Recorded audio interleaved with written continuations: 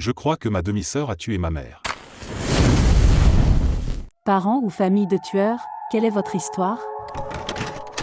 La plupart des membres de ma famille sont certains à 99% que mon cousin a assassiné son meilleur ami lorsqu'ils avaient environ 12 ans. Il a toujours été un enfant très étrange, sujet à des accès de violence. Il a un jour essayé de frapper mon autre cousin avec une rame de canoë parce qu'il l'avait éclaboussé, et son père a fait de la prison pour agression. Ils étaient tous les deux seuls au bord d'une rivière. Mon cousin est revenu et a annoncé très calmement à ses parents que son ami s'était noyé. L'enfant présentait des traces de traumatisme crânien, mais mon cousin a déclaré qu'il avait glissé et était tombé. Le procureur et les experts médicaux ont attesté qu'il ne s'agissait pas d'une blessure causée par une simple chute, mais mon cousin avait un excellent avocat et s'en est sorti. Je ne fréquente plus ce côté de la famille, pour plusieurs raisons. Mon beau-fils a tué un de ses harceleurs au lycée. Il a une fente palatine, et elle est assez grave. Toute sa vie, il a été victime de moqueries à cause de ça. Sa mère et moi avons fait tout ce que nous pouvions pour mettre fin aux brimades, mais elles n'ont jamais cessé. Nous avons contacté les administrateurs, déménagé, changé d'école, tout essayé. Finalement, nous avons opté pour un programme d'enseignement à domicile en ligne. Malheureusement, l'un des tyrans de sa dernière école savait où nous habitions. Il venait régulièrement se moquer de mon beau-fils. Ma femme et moi n'étions jamais là parce que le gamin venait pendant que nous travaillions. Un jour, après que mon fils eut essayé d'ignorer ses railleries précédentes, la brute a pensé que c'était une bonne idée d'entrer par effraction et de le trouver. Il a jeté une brique par notre fenêtre arrière, qui se trouvait dans la chambre d'amis, et a tenté d'entrer. Aujourd'hui, je me reproche en partie ce qui s'est passé ensuite. Mon fils n'a jamais connu son vrai père et, depuis mon arrivée, j'ai fait tout ce qui était en mon pouvoir pour le remplacer, et nous sommes devenus assez proches. J'ai fini par lui faire suffisamment confiance pour lui dire où je gardais mon arme. Comme sa mère et moi travaillions souvent, je voulais qu'il puisse se protéger si quelque chose devait arriver en notre absence. Il a donc pris mon arme, ouvert la porte de l'endroit où se trouvait la brute et lui a tiré 2 balles dans la poitrine. Il est mort avant que l'ambulance n'arrive sur les lieux. Mon fils n'a jamais été accusé de quoi que ce soit, car il y avait des preuves évidentes d'une entrée par effraction, et les voisins affirment que la brute a dit à plusieurs reprises qu'elle allait tuer mon fils lorsqu'elle est entrée à l'intérieur. Cela s'est passé il y a presque 10 ans, lorsque mon fils avait 15 ans. Depuis, il a consulté de nombreux psychologues et thérapeutes différents. Quelque chose a changé en lui ce jour-là, comme s'il s'en voulait. Pendant des années, il a essayé de s'isoler du monde, il est devenu alcoolique et a même tenté de se suicider. Il se reproche d'avoir pris la vie d'un autre être humain alors qu'il sait que la sienne était en danger. Voir ce qui est arrivé à mon fils me brise le cœur. J'ai vendu l'arme et je n'en ai jamais eu d'autre. Aujourd'hui encore, il a cette expression de chagrin et de culpabilité dans les yeux. Je commence à croire qu'aucune larme ne pourra jamais l'effacer. Lorsque j'avais 10 ou 11 ans, mon jeune frère et moi rendions visite à nos grands-parents. En traînant à l'hôtel, nous avons appris que notre mère était décédée et que notre père allait être emprisonné. Mes grands-parents étaient dévastés, c'était leur seul et unique fils. Il nous a fallu un certain temps pour comprendre ce qui s'était passé. C'est à l'âge de 15 ans que j'ai appris toute l'histoire. Papa dormait, maman a essayé de l'étouffer avec un oreiller, il a fini par le retourner sur elle, ce qui l'a tué. D'après des articles de journaux, il a caché son corps dans les bois et d'après la police, il n'aurait pas trouvé le corps si mon père ne leur avait pas dit. Il a été condamné à 15 ans de prison. Il est sorti de prison il y a environ 5 ans, s'est laissé entraîner par les médicaments, ce qui l'a conduit à des choses plus dures, et a fini par se procurer de l'héroïne contenant du fentanyl, et a fait une overdose. Un jour, ma mère est rentrée à la maison complètement ivre. Elle venait de divorcer pour la 4e fois et elle était furieuse. Une amie dormait chez moi cette nuit-là. Je crois qu'il était 3 heures du matin quand j'ai entendu un cri venant de mon amie en bas. J'ai dévalé les escaliers aussi vite que j'ai pu jusqu'au salon. Au début, je ne savais pas où elle était, mais quand j'ai regardé dans la cuisine, j'ai vu ma mère tenir un couteau couvert de sang. J'ai vu mon amie morte sur le sol de la cuisine, avec du sang partout. Ma mère l'avait poignardée dans l'estomac environ 21 fois et elle est morte. Ça me traumatise encore 12 ans plus tard.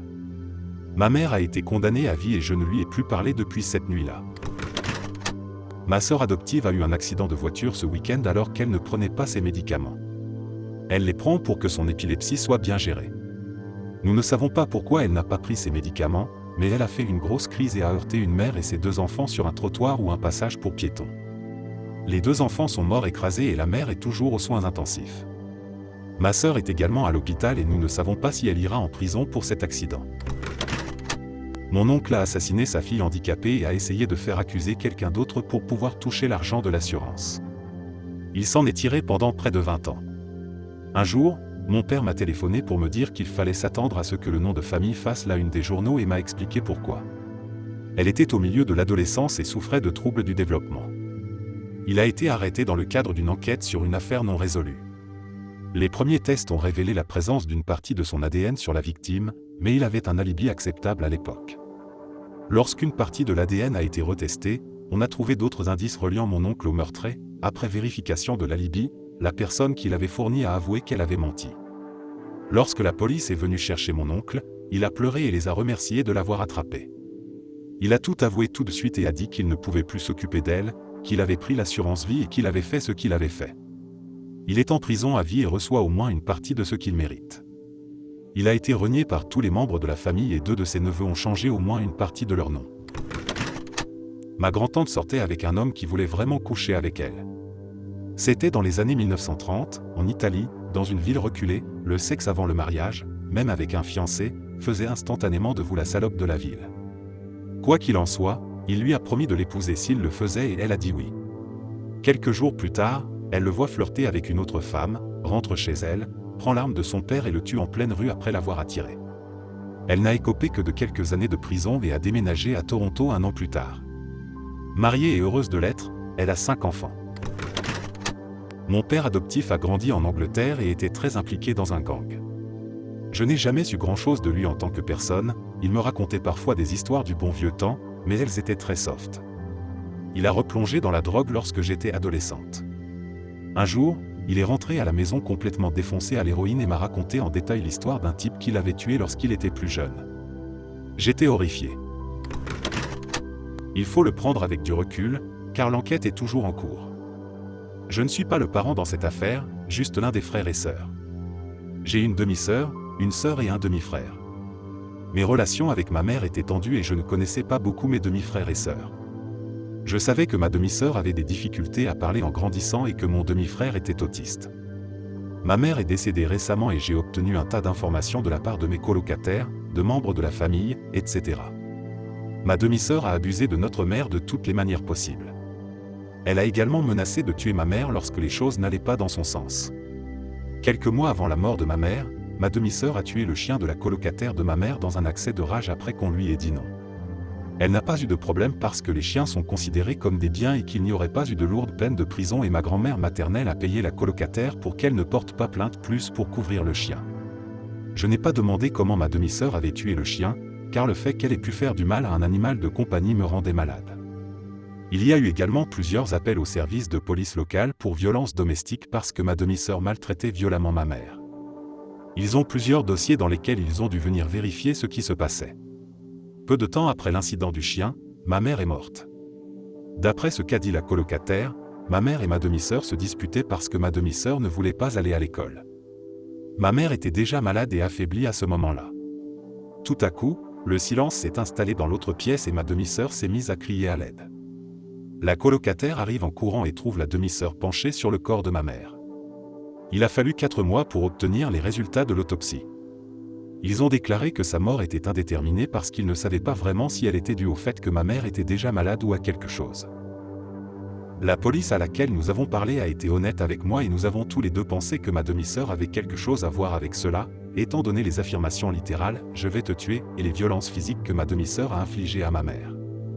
Le reste de mes frères et sœurs sont aujourd'hui pris en charge par les services sociaux et devaient faire l'objet d'une évaluation médicale pour une maladie mentale, mais cela n'a jamais été le cas. Nous avons eu 4 travailleurs sociaux en 6 mois et il a fallu 2 mois pour envoyer une lettre à mes demi-frères et sœurs. Lorsque nous avons mentionné toute la situation, les services sociaux ont été choqués. Apparemment, le dernier assistant social n'avait pas lu le dossier et n'en avait aucune idée, et il essaie maintenant, 6 mois plus tard, d'obtenir une évaluation psychologique pour ma demi-sœur. Je ne le saurai jamais avec certitude, mais compte tenu de ce que je sais et des dossiers que j'ai vus, je crois que ma demi-sœur a tué ma mère. Merci d'avoir écouté jusqu'à la fin. N'hésitez pas à vous abonner, à aimer la vidéo et à partager vos histoires en commentaire. À la prochaine vidéo.